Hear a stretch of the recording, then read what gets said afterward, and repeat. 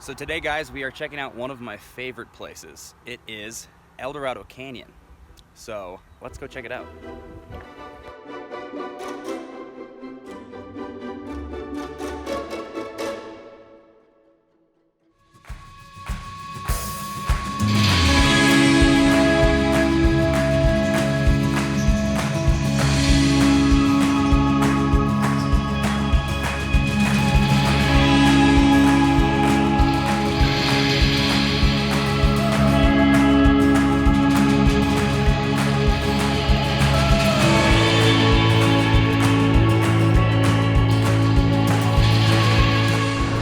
So Eldorado Canyon today is known as a rock climbing mecca with over 500 technical routes in this little canyon.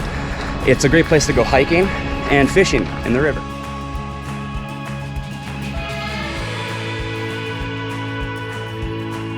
So behind me is the iconic Bastille Wall. It's one of the premier rock climbing walls in the park. It's 350 feet tall.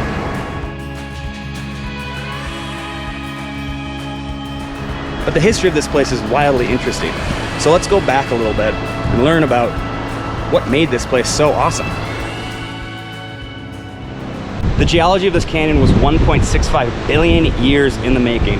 Now the ancestral Rockies, the Rocky Mountains that were here before the current Rockies, when they uplifted 300 million years ago, all the runoff and erosion from those features laid down, compacted, and made these features we see here today. And then 60 million years ago, when the current Rockies that we know of lifted, this is what you get. Pretty cool. So the geology here takes the snow melt off the mountains, plunges it down to a depth of 8,000 feet before it pops back up, giving this place its name, the Eldorado Springs. The first inhabitants of this canyon that they know of was the Ute Native American tribe. Now they probably came here for the natural spring water as well as just a nice haven for them. Apparently you can still find some arrowheads and relics and artifacts, but a lot of that was cleaned out when this became a state park. The Utes lived in this region until the mid to late 1800s when a lot of the settlers moved in and kicked them out, sadly.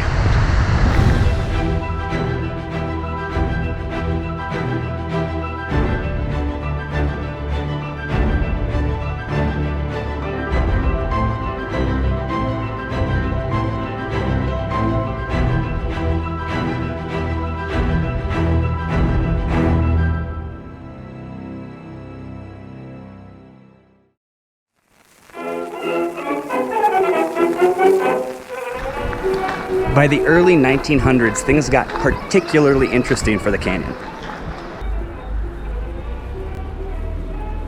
Ownership of the canyon passed between multiple people. Eventually it was bought by a man named Frank Fowler for $5,000. And he had a dream to turn this canyon into a resort. So Fowler built his resort down in the valley. It had 2 hotels, a swimming pool, ballrooms, skating rink, and at its peak, it saw 40,000 people a day. This is when it became known as the Coney Island of the West. His resort attracted the richest and wealthiest in the country of the day. Most notably, Dwight D. Eisenhower and his wife honeymooned right here in Eldorado.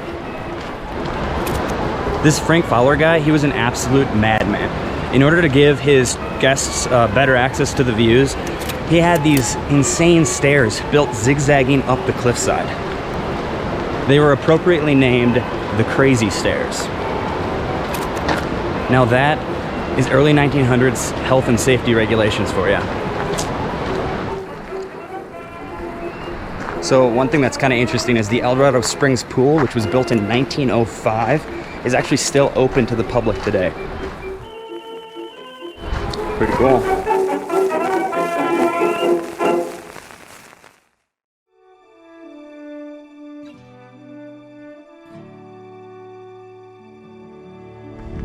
So as I mentioned before, Eldorado Canyon is just a haven for rock climbers.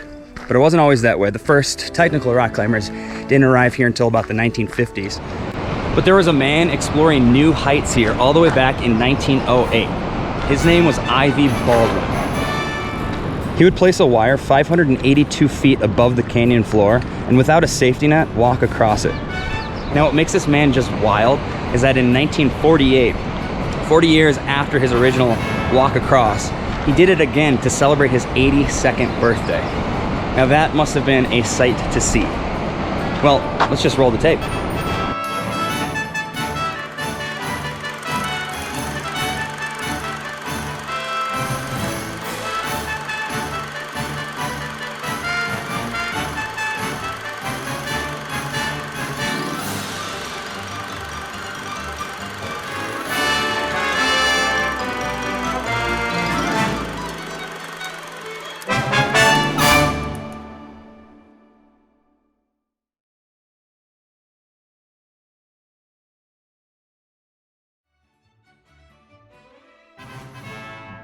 There's actually a third hotel built up on the cliffside named the Crags Hotel, and it has a very interesting story. So let's go check that out right now.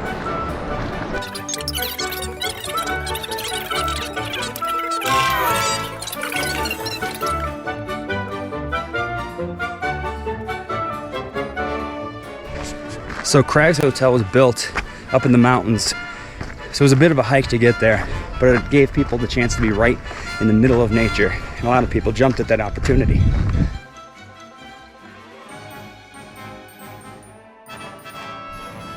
Here's what remains of the main fountain feature that would greet guests as they arrived to the hotel. So I'm here in the remains of where the Crags Hotel once stood. It was built in 1908. You can see the fireplace here behind me. And if you were here in that time, you would have been singing and dancing in a ballroom, having Manhattans while looking at these beautiful mountain views. It would have been a great place to be. So this right here is one of the first instances of a retaining wall in Colorado, right here at Crags Hotel. So by 1912, the hotels were not doing too hot, Crags Hotel in particular. And at the end of the season that year, when everyone had gone home, it mysteriously lit up in fire in a blaze that could be seen for miles. Some people think it was arson, some sort of insurance fraud. Maybe it was just an accident. We'll never know. In the middle half of the century, Frank Fowler's son had the bright idea to bottle and sell the spring water, and he named it Eldorado Natural Spring Water.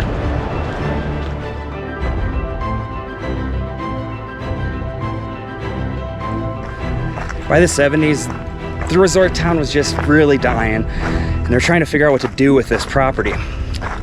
There was even an eventual attempted selling of the canyon as a rock quarry. But due to public outcry, everyone just loved this park, they actually got it designated as a state park in 1978.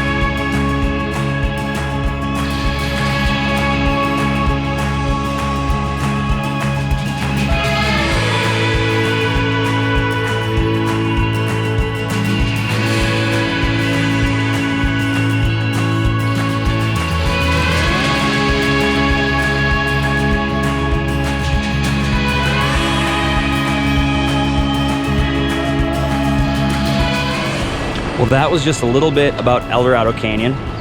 I'm getting a little hungry, so I'm gonna go, but I'll see you guys later.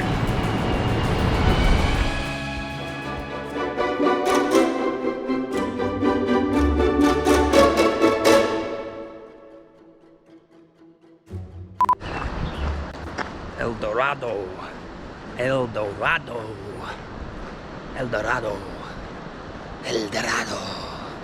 I don't know, there's probably gold here somewhere. Gotta be some gold. Name like that.